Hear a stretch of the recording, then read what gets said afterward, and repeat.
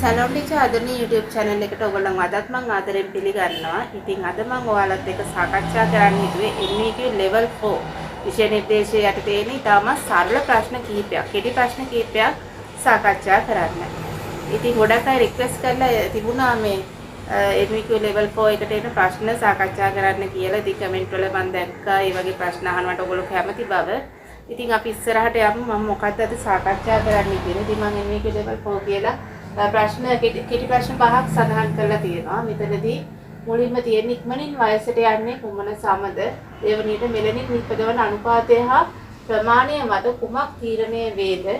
3 සම හිසකේස් නියපොතු සැකසී ඇති ප්‍රෝටීනය කුමක්ද? 4 කන්සල්ටේෂන් එකක් අතර තුන. වරහන් වල දාලා දෙනවා වාචික කියලා. තොරතුරු එකතු කිරීමේ හොඳම ක්‍රමය කුමක්ද කියන එක. 5 වෙනි ප්‍රශ්නේ විදිහට සම පරීක්ෂා කරන උපකරණ මොනවාද කියන එක. ඉතින් මම මේවා ගැන හැම එකක් ගැනම මම වීඩියෝ කරලා තියෙනවා. ඉතින් ඒ මතකයේ ආවර්ජනය කරන්න තමයි මම මේ වීඩියෝ එක කරන්න හිතුවේ. ඉතින් අපි බලමු මේවා එකින් එක කොහොමද මේවට උත්තර සපයන්නේ කියන එක. පළවෙනියට තියෙන ඉක්මනින් වයසට යන්නේ කුමන සමද කියන එක. ඉතින් බොහෝ අවුරුදු වල ආපු ප්‍රශ්නයක් තමයි මේක. ඒ අවුරුදු වල උත්තර විදියට තිබුණා මෙන්න මේ වගේ උත්තරයක්. සුදු සම කියන එක. සුදු සම කියන්නේ මෙතනදී සුදු සමක් ඉක්මනට වයසට යන්න හේතුවත් මම ඔයාලට කියන්නම්.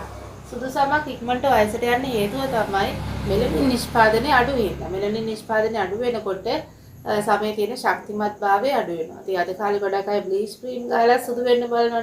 අන්න ඒ වගේ අයට ඉතින් හොඳ උත්තරයක් තමයි මේක. ඒ වගේ අයගේ ස්කින් එක ඉක්මනට ඩැමේජ් වෙනවා. ඒ වගේම වයසට යන්නත් පුළුවන්. ඉතින් ඒකින්ද සුදු සම වගේම තව උත්තරයක් විදියට එනවා වියලි සම.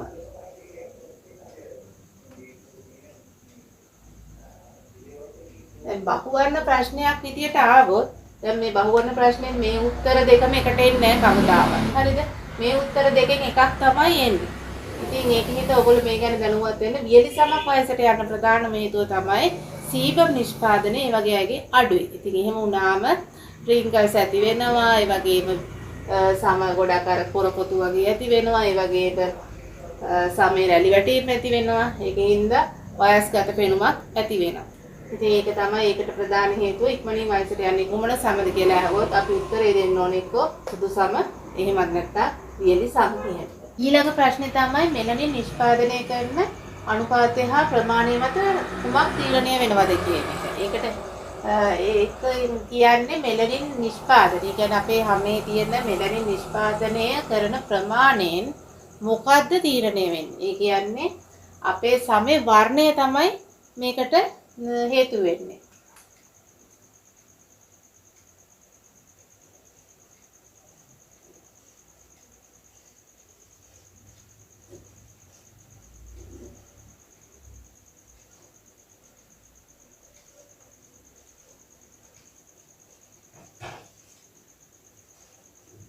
ඉතින් සමේ වර්ණයේ අඳුරු සහ අඳුරු හෝ ලා පාට වගේ දේවල් තමයි වෙන්නේ මෙතනදී. දැන් ගොඩක් මෙලනින් ප්‍රමාණය වැඩි කෙනෙක්ගේ හැම ගොඩක් ඩාර්ක්. ඒ කියන්නේ කළු පැහැයට බරයි. ඒ වගේම මෙලනින් නිෂ්පාදනය අඩු කෙනෙක්ගේ සමේ වර්ණය සුදු ෆෙයා ස්කින් එකක් වගේ තියෙනවා. ඉතින් මේකෙදි දැන් ඔයගොල්ලන්ගෙන් අහන්න පුළුවන් මේකේ අනිත් පැත්තට. සමේ වර්ණය අඳුරු හෝ ලා පාටනේ වන්නේ ඇයි කියලා. එතකොට ඔයාලා තේරුම් ගන්න ඕනේ. එතකොට තියෙන්නේ මෙලනින් නිෂ්පාදනය වෙන අනුපාතය සහ ප්‍රමාණය මත තමයි ඒක සිද්ධ වෙන්නේ. මේ ප්‍රශ්න මේ උත්තරේ ප්‍රශ්නයක් විදියට හදලා ගන්නත් පුළුවන්. ප්‍රශ්නේ උත්තරේ විදියට හදලා ගන්නත් පුළුවන්. ඉතින් මේකත් ගොඩක් වාරයක් විභාගයේදී ආපු ප්‍රශ්නයක්. ඊළඟට කතා කරන්නේ සම හිසකෙස් නියපොතු සැකසී ඇති ප්‍රෝටීනය මොකක්ද කියලා. ඒ ප්‍රෝටීනය තමයි කෙරටින් ප්‍රෝටීනය.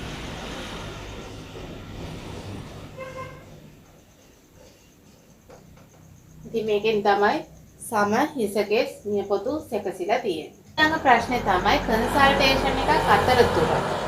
වරහන් වල දාලා දෙන වාචික තොරතුරු එකතු කිරීමේ හොඳම ක්‍රමය මොකක්ද කියලා. ඉතින් මේකෙදි කන්සල්ටේෂන් එකක් කියන්නේ මොකද්ද කියලා මම ඔයාලට කියලා දීලා තියෙනවා. සේවාදායකයෙක්ගේ තොරතුරු සටහන් කරගන්න එක වාර්තාවක් තමයි ඒක.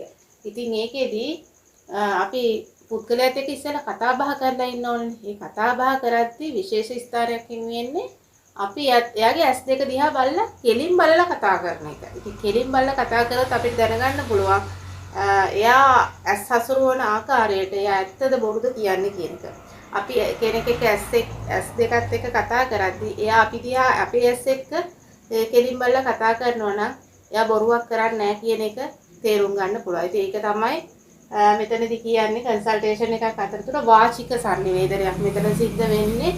ඉතින් ඒකෙදී අපේ ඇස් සම්බන්ධතාව තමයි හොඳින් තියෙන්න ඕනේ. ඉතින් මේකෙදි තව දෙයක් කියන්න ඕනේ. සමහර කස්ටමර්ස්ලා ඉන්නවා මේක ගොඩාක් කලාතුරකින් සිද්ධ වෙන දෙයක්. ඒකෙදි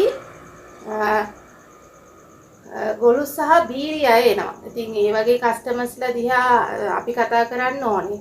ඉතින් ඒ කතා කරන්න තැන්වලදී අපි පාවිච්චි කරන්න ඕනේ අපේ බොඩි ලැන්ග්වේජ් එක. ඉතින් අපි අතපය හසුරුවලා එයාට සුහදව ආරාධනා කරලා ඒ වගේම එයාට අනිත් කස්ටමර්ස්ලාත් එක්ක බලද්දී එයාට වෙනසක් කරන්න බෑ. එයා ගැන අනුකම්පාවකින් බලනවා වගේ එහෙම පෙන්වන්නත් බෑ. ඉතින් ඒකෙදි සමානාත්මතාව ගුණයක් තියාගන්නත් ඕනේ. ඉතින් මට ඒකත් කියන්න හිතුණා මෙතනදී. මොකද සමහර කස්ටමර්ස්ලා ඉන්නවා මේ වගේ අය. ඉතින් අපි හැමෝම පර්ෆෙක්ට් නෑ.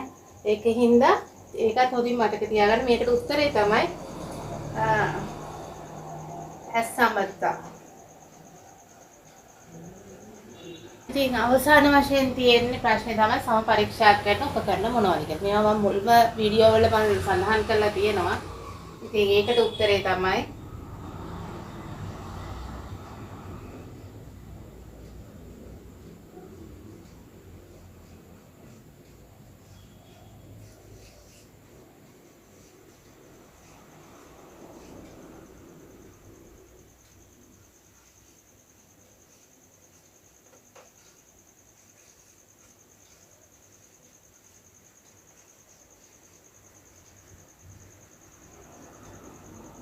ඉතින් මේකට උත්තරේ තමයි මැග්නිෆයින් ලාම්පුව සහ ස්කින් ඇනලයිසර් මැෂින් එක. ඉතින් මේක ඔයගලන්ට ඉංග්‍රීසි වලින් ලියන්නත් පුළුවන්. ඒක කිසිම ප්‍රශ්නයක් නැහැ.